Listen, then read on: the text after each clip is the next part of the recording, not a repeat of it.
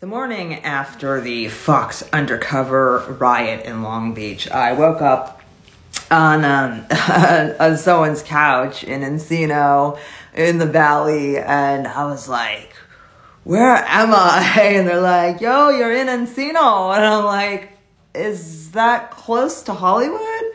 And they're like, yeah, it's kind of close. And I'm like, can I walk there? And they're like, no, man, no. Wait, you gotta wait for my sister to come home. She'll drive you back when she gets off work. And I'm like, can you teach me how to use the bus system? Because I really gotta get back, to my place in Hollywood. It's like I just found like a room for rent there, and I gotta get back. So these very, very kind punk rockers from the Valley who had rescued me from getting beaten by police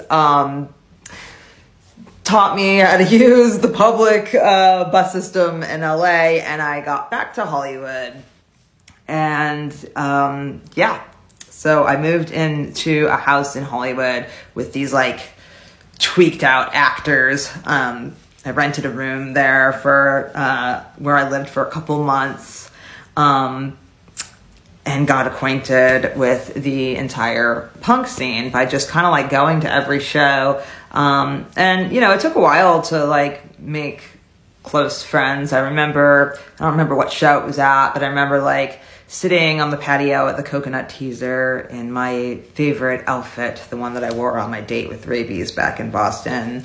And I was sitting there alone when this group of older punks that were 28 to 35 age range. One of them came up to me at my table where I was sitting by myself, and she said, "Why are you sitting by yourself?" And I was like, "Oh, I'm, new to town."